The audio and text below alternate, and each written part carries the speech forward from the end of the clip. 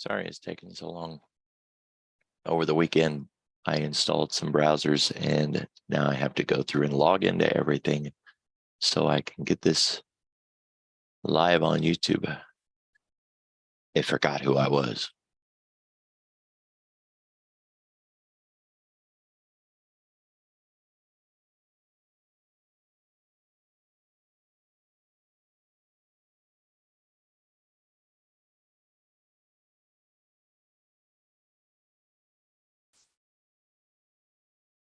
All because of Microsoft Bing.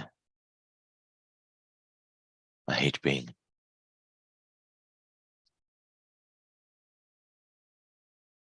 Just about there. Looks like it's refreshing.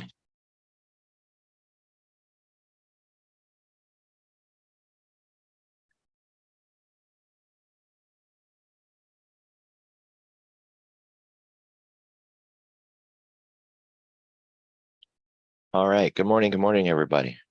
Tomorrow, CPI, everything is looking at that. Everything. So while there is, this NORAD situation and F-16s flying around and shooting things, that is still going to be secondary behind CPI. I say secondary, but flashes can move the market, 100 points one direction or another. So, really manage your stops today. I know there's days where, the market is kind of sleepy and I'm a little lazy with where my stop placement is, but, a flash crash doesn't necessarily have to go down. It can go up too. And you got to think about what your account would look like if the ES moves 100 points in the blink of an eye. I have felt that, and when it goes with you, it's great. But when it goes against you, it hurts.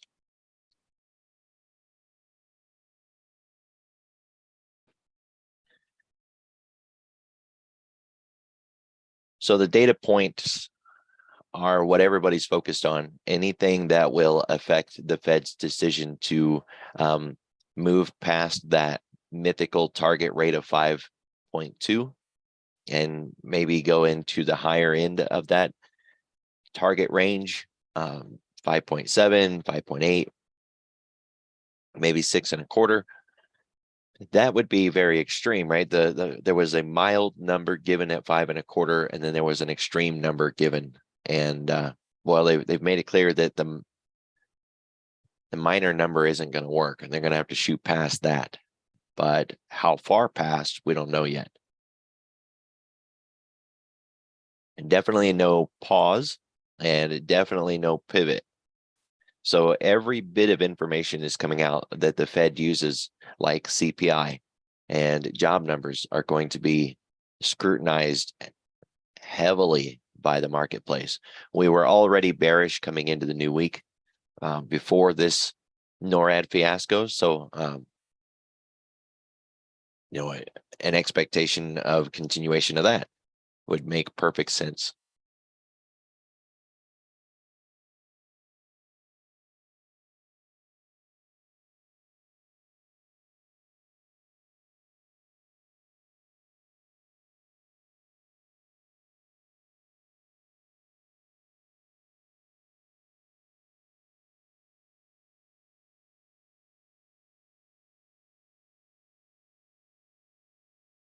We've seen some pretty significant moves this morning in the oil and US dollar Canada.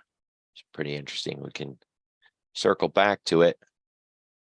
What we're looking at here is a dollar chart, or a daily chart. The two bottom charts are Brent crude on the right, WTI on the left. And since it's a daily, we're looking at Friday's level, and then this morning we are inside. Not much of a surprise. We've had a nice move up, and we're coming into resistance. Notice the long wick here. I know it's a red candle, but we've had a nice recovery this morning, and it ties right in with US dollar Japan dropping like a brick in water, and CL spiking to the upside. So it's still down, but throughout the morning, I'm expecting a graveyard doji and perhaps even an inside day breakout. Asia had a nice recovery and closed at the high of the day.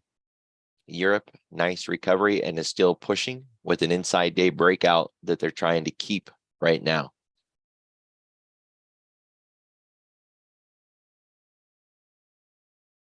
S&P is inside day breakout and the Dow right behind it. Really nice recovery wicks here. And if you think about all of these wicks, all of this range from all the way back to February 1, we've been holding inside of that 1 day's range. And buyers have been stepping in, but we just haven't been able to get through the top of it.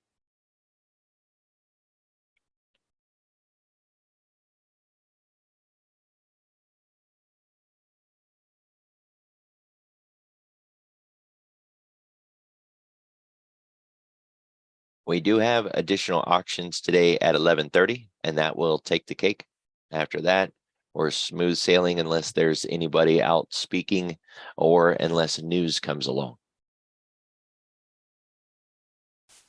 I was reading Spot Gamma's founder's notes this morning, and they mentioned that a break of 4,100 may very well be a significant breakdown, as it might be an area where we flip and we go into negative gamma hedging. Well, we closed on Friday below 4,100. So, if we can rally up and gap up this morning to open above 4,100, then yeah, maybe it's possible we don't see that flip. Looking at the ES, it seems possible that the SPX could make that rally and open above 4,100.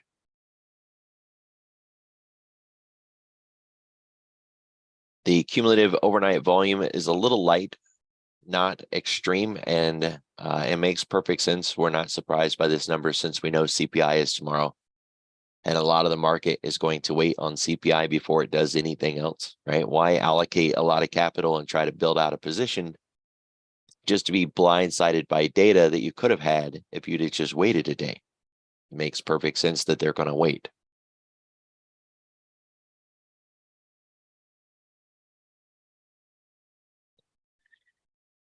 We gapped up last night in the ES at the open and dumped down. That left not only a liquidity gap from the big red candle, but also just a regular gap. So that gap needed to be filled.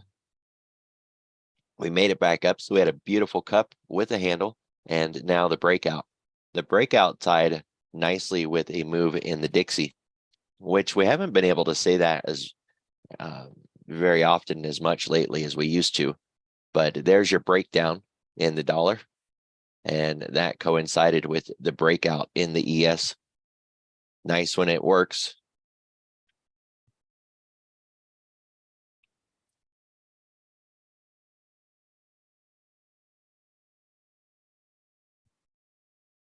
We have an average daily range of 1.6, and there's no market maker move on deck. So a full ADR would put us to Thursday's high,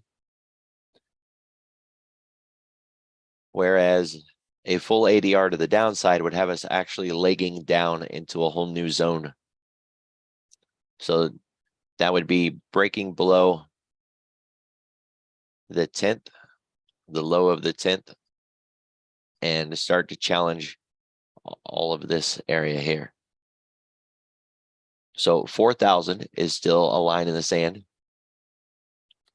We have a line there from last week when we were measuring a market maker move. So I'm just going to keep that there. Although we no longer have that market maker move, it's still the 4,000 line.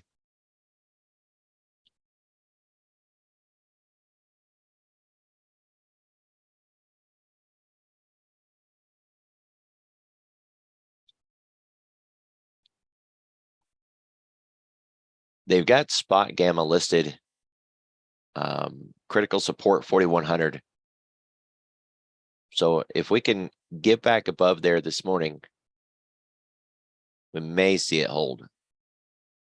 The absolute gamma strike is at 4,000, which is why we're going to keep our line here. Now, those numbers that I'm rambling off go to the SPX, not the ES, but the ES is alive and moving around, and the SPX is still not moving anywhere yet.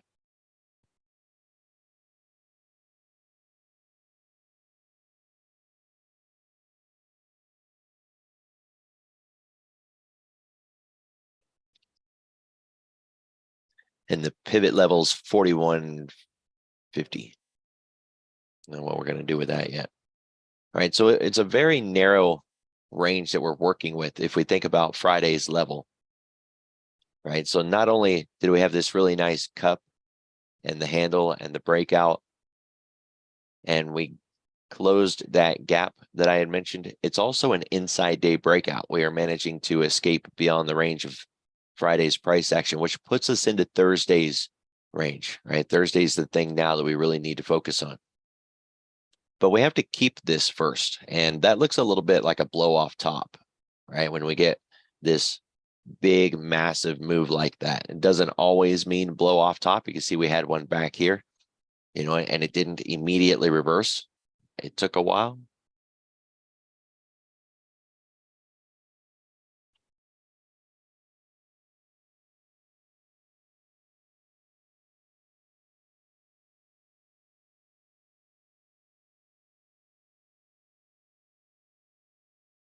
$41.24 is the 50% mark from 2.9.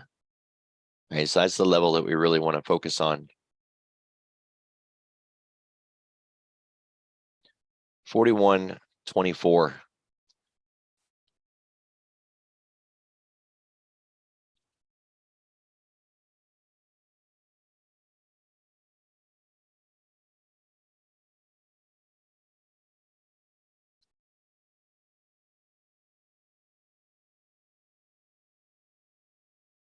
It ties in really nice with the low of Wednesday. It's not spot on perfect, but it's close, really close, and it's close enough for me. Getting above that would be just part of the issue. We need to actually close above it if we're going to, say revisit these highs. Still have to keep in mind, with CPI tomorrow, even if we did run up and threaten this market maker move at 41.90 area, the idea of a breakout and an expansion is unlikely because of that CPI. Same thing with a move to the downside. It'd be a real big surprise if we got to 4,000 and actually managed to close below it. We could wick down and wick up, and that would be much more likely. Right, so it's very likely that all of this is the range, and that we could potentially wick lower, come back in, wick higher, come back in, but that we will close within this zone, and we'll still be in this zone as we get into CPI tomorrow.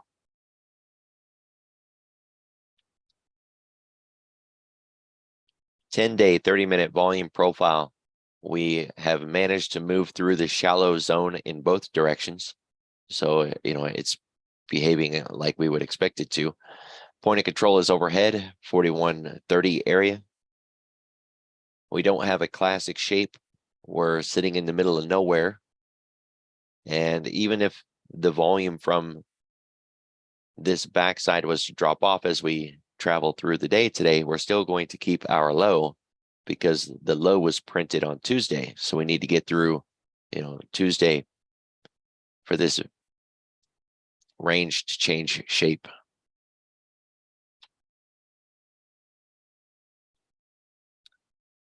Mapping out the 5x5, we don't have a VPOC from yesterday, but we do have one from Thursday. Okay, maybe that thing's a little farther than I thought.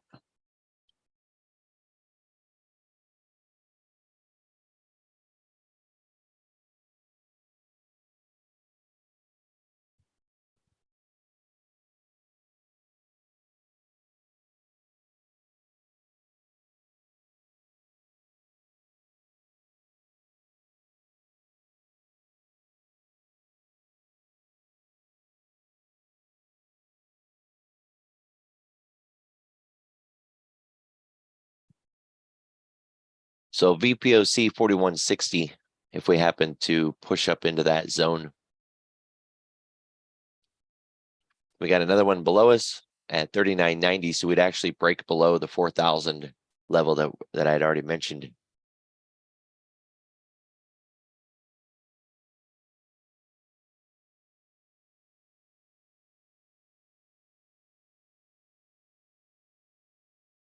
So I can't stress enough that today is very likely going to be sideways, and it won't be just in the S&P, right? We're talking about across the board. Even this expansion this morning with, the big gyrations and the big moves, we're in a lower volume environment, and low volume means price can move a lot farther because there's less transactions needed before you have to see price tick up or tick down, right? There's not as many orders on the dome. So we can see these violent gyrations and quick reversals, and it's just very likely going to be a choppy, difficult, dangerous trading day. This is the kind of day where, sitting out and working on strategy or learning something new is a good idea. Save your powder, so to speak, for tomorrow, because after we get CPI, we're going to have, hopefully some clear guidance on where we're headed between now and the March FOMC meeting.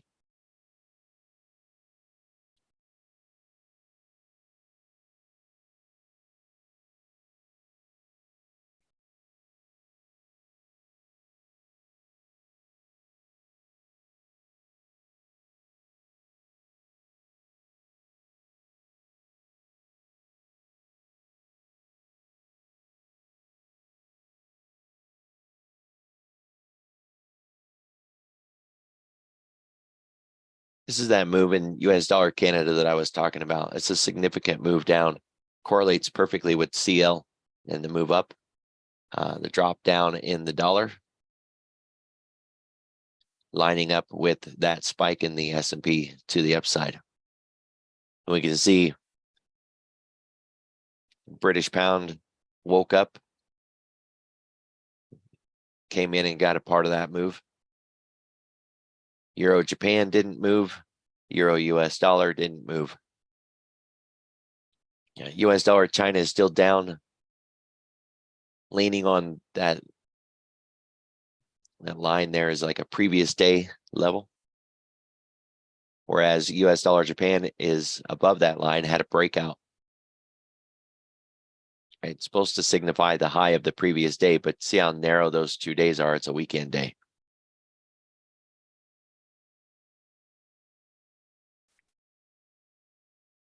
Sunday. So it kind of Thinkorswim doesn't handle Sunday open very well.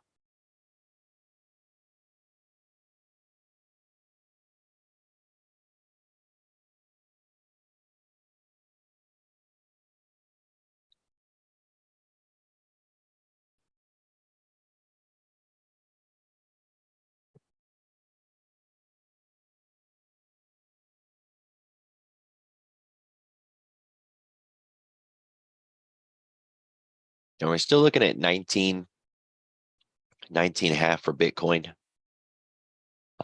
VIX opened up, but have been kind of fading off quite a bit. I mean, they're still up significantly, but you got to have a little bit of context behind it. So we're certainly not going to get any help out of that.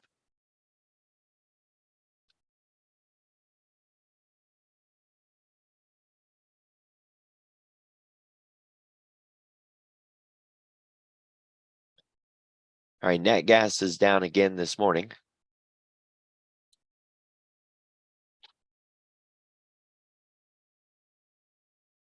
$0.20. It's down around 8.5, so more than 50% of Friday's candle. Like I've talked about quite a bit here, we have every expectation of nat gas eventually going back higher, but it doesn't owe us that move right away. And it's very likely that it's going to stay down or allow around these lows kind of building a base and finding some structure.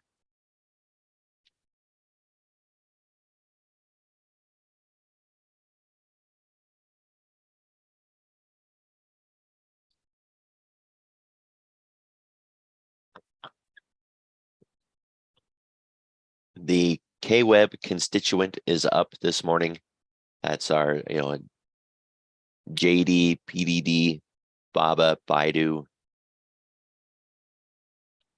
And behind that, mildly emerging markets.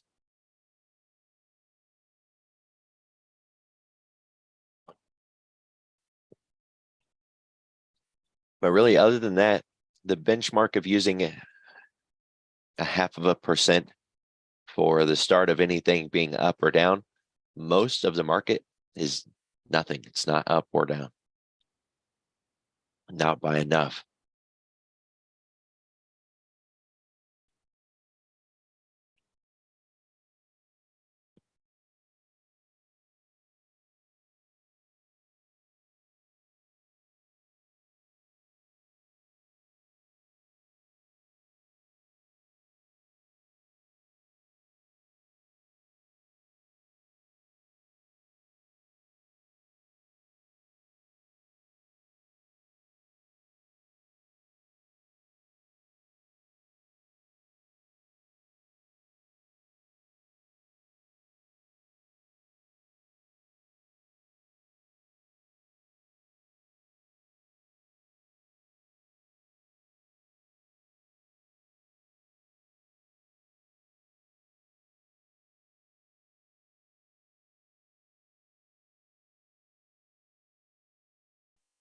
Chips are up a little bit.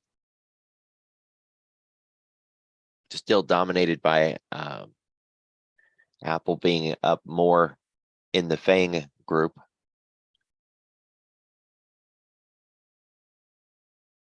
I said that wrong. I got them sorted by market cap, not by how much they're up or down. NVIDIA is up 1.3 this morning.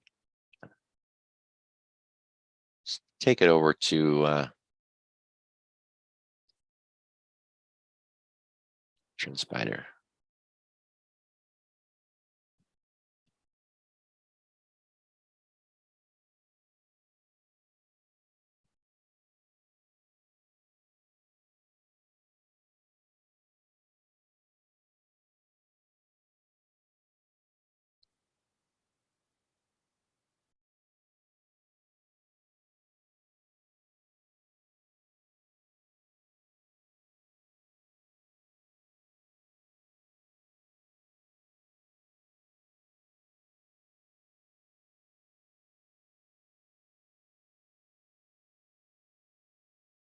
Yeah, I mean, they all pretty much have this same cup or this ladle pattern.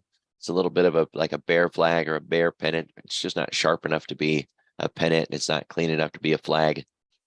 It's still, while those two patterns are bearish patterns, there's a trade that I have, a strategy called a failed flag. And that's kind of what this is reminding me of. So while a flag is a continuation in the same direction, a failed flag takes things back the other way, right? It looks for reciprocation back up to the open of the previous. So it would end up forming like a cup.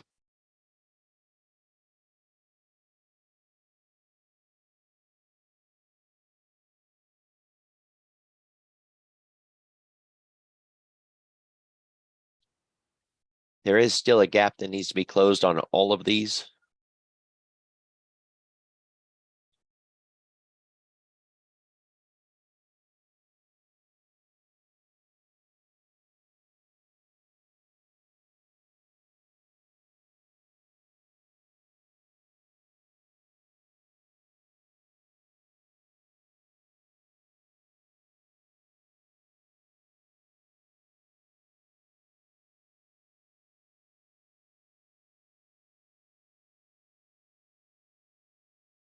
Certainly not airlines.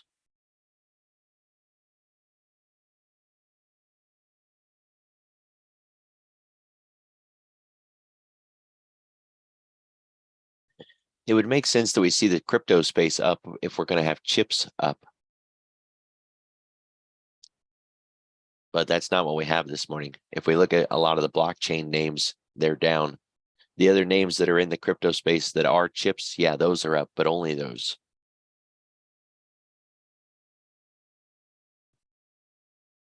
And with the KWeb up this morning, it makes sense to see a lot of these EV names up.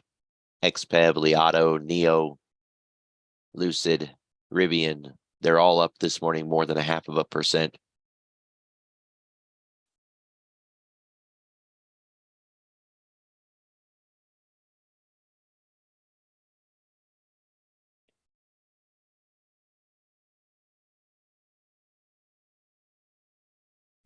We have a red to green inside day breakout on XPEV.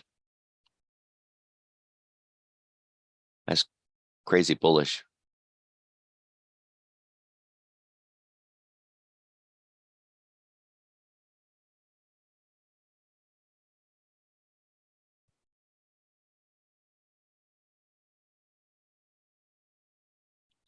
So out of the FANG names,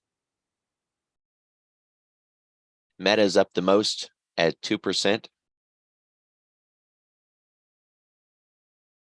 And then Netflix and then Amazon. Man, what is up with this thing this morning? It's all over the place. Maybe it doesn't know what it wants.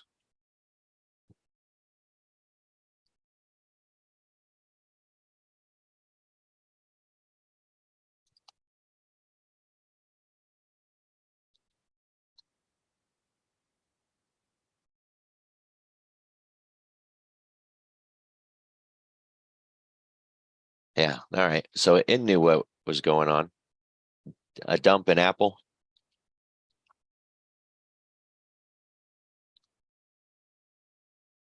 Looked like Meta took it too, but it already rebounded back up off of it. So we had a little bit of shenanigans come in. Yep, same thing in Microsoft. All right, well, that makes me feel a little better. TrendSpider isn't going wonky.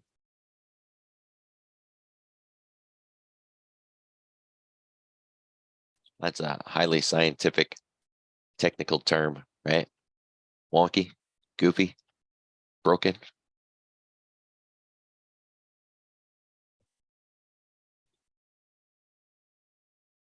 All right, so Meta is leading the pack. Behind that, NVIDIA, and then Microsoft, then Google, Amazon not meeting our criteria, Netflix, Apple, and then Tesla's negative.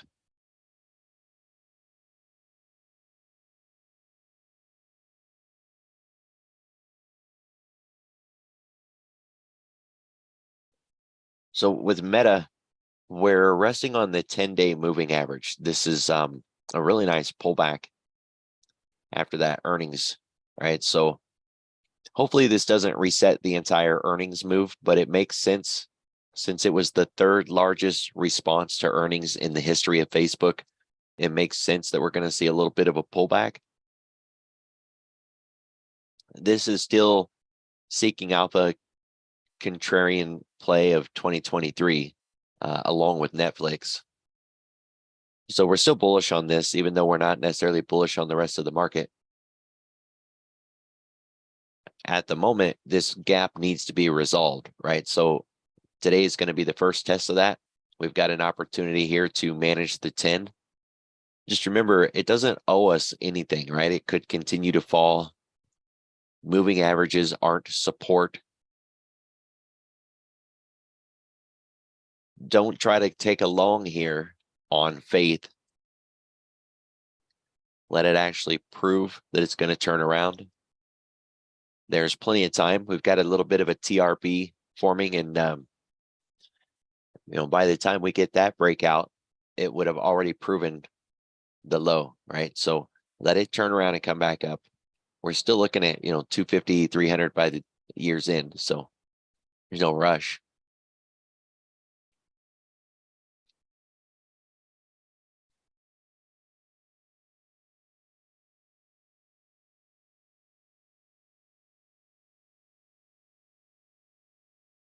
All right, NVIDIA is not yet inside day breakout, but it's working on it. It's up near where we opened on Friday. That's a good pivot point to see. Let's kind of take this back to Thinkorswim for a minute. So when you're looking at an opportunity in the morning, you're trying to find a trade, focusing on yesterday's open, right? The 4 of open, high, low, close, the same ones we always focus on. That becomes a pivot point. So right now it's resistance, it's over our head. If we continue to move in the pre-market and we get above it, as we come into the open, it is our support, right? So then we're going to be focused on an inside day breakout. So as we come into the open, fading back and bouncing off of that support level and then continuing the move to the upside to get this inside day breakout and then to have a really nice red to green, perfect setup. It would be better if we were to gap up and, be completely outside of yesterday's range altogether, like we have on XPEV. Right? With this, we're completely gapped out all the way. And what we would want to see is that it holds that gap up. And of course, if it does fail there, then the open is the next support. So we know what we want to see.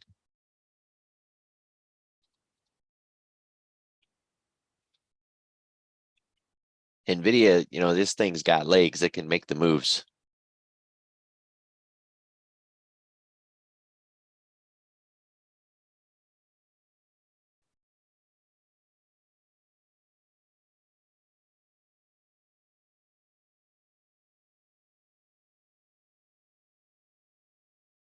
All right, now Microsoft has kind of got a better situation going on. This is another one. We're at 266 and we closed at 263. So a really nice recovery after this sweeping move to the downside, nearly tagging that 10. But being at 266 means we have an inside day breakout and we're going to be challenging this big red day, that February 9 day. That is the line in the sand that we want to focus on.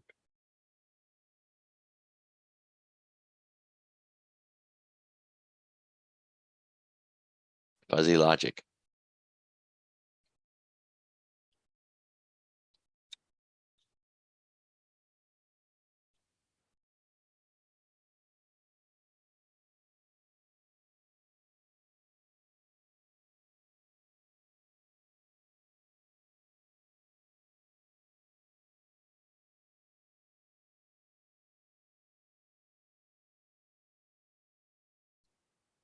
The concern is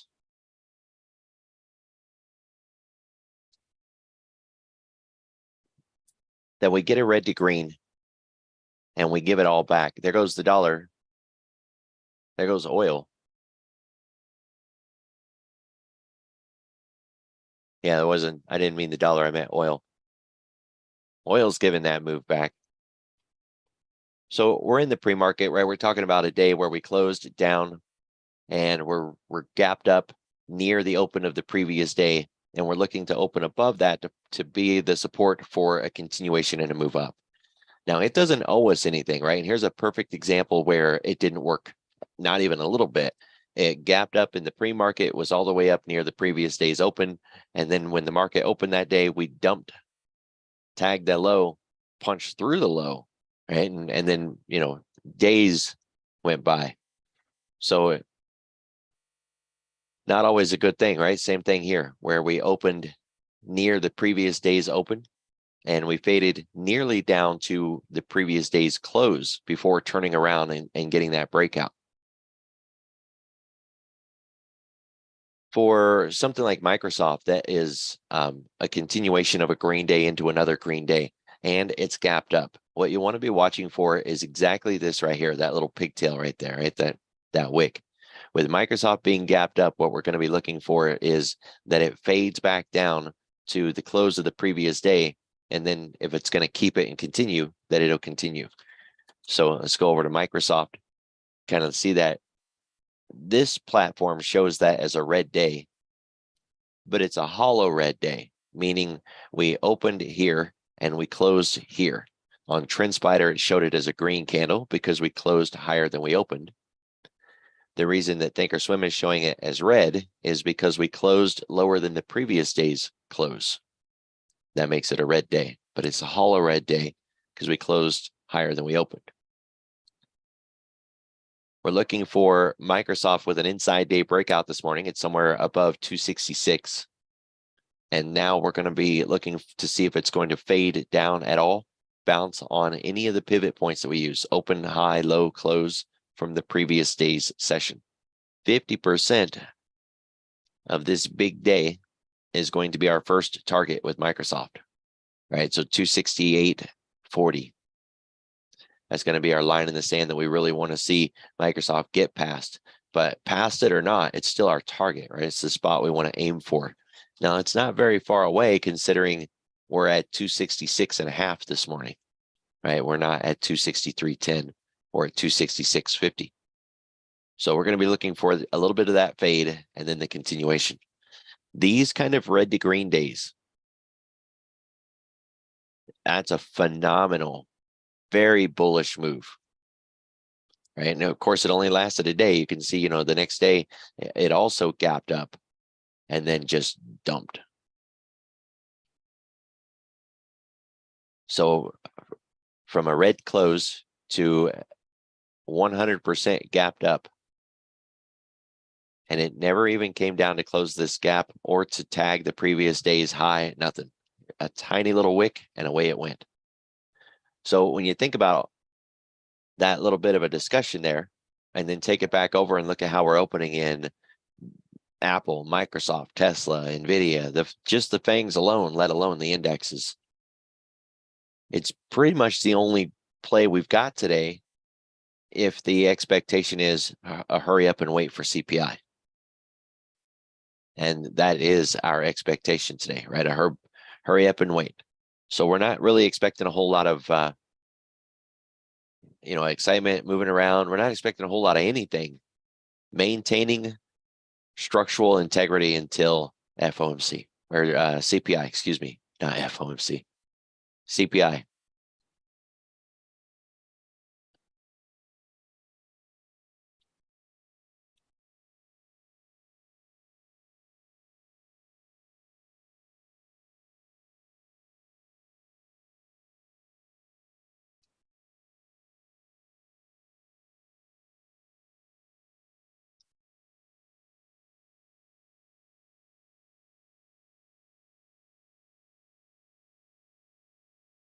Spot Gamma has 4,200 and 4,000.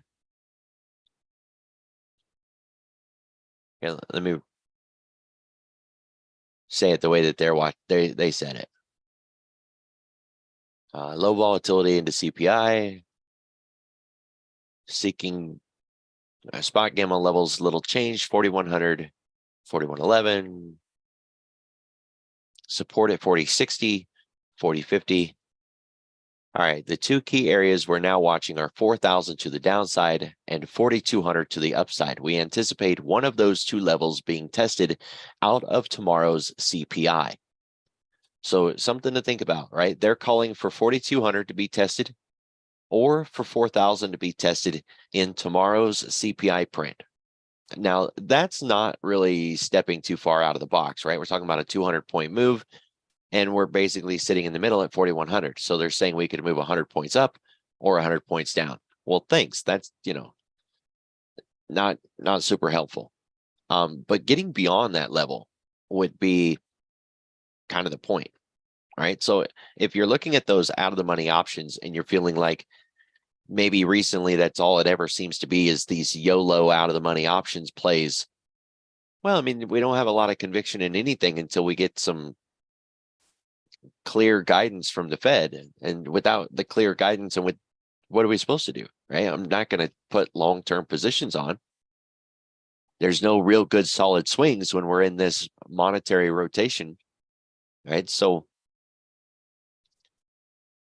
a couple of these YOLO plays are really cheap, and yet, Spot Gamma is only one place, but there's plenty of places out there right now saying a 100-point move into CPI tomorrow is not an unrealistic expectation.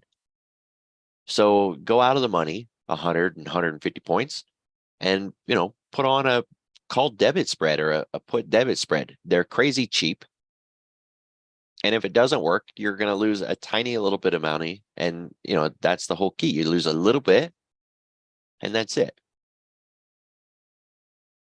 So looking at, Friday, instead of just looking at CPI day tomorrow,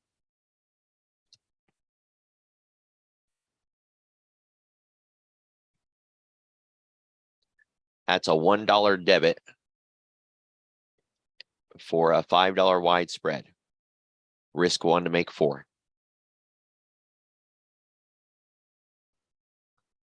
Not exactly what I was looking for. Step into Valentine's Day tomorrow.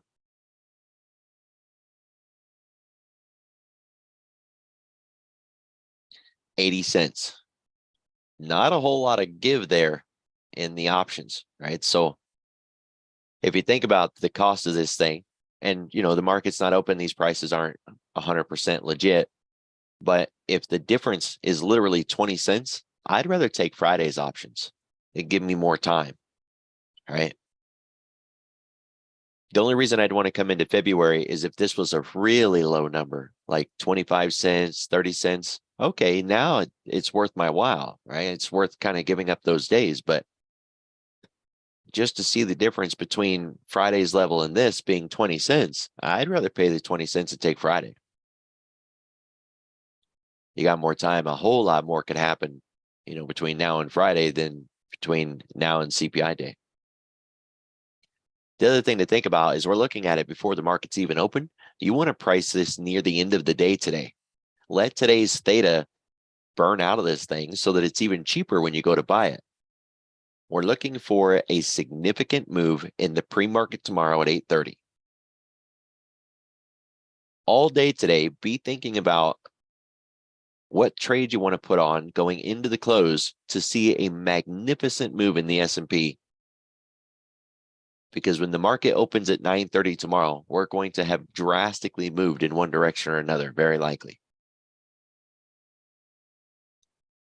And that's the kind of forward logic that you want to use, right? Not sitting there looking at what we've got on the chart, but thinking about where the candle is going to be tomorrow. It's not as hard to do as you may think, right? Once you start doing it for a while.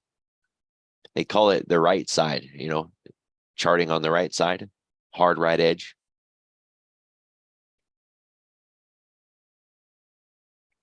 Everybody be careful, be safe. I'll see you all tomorrow.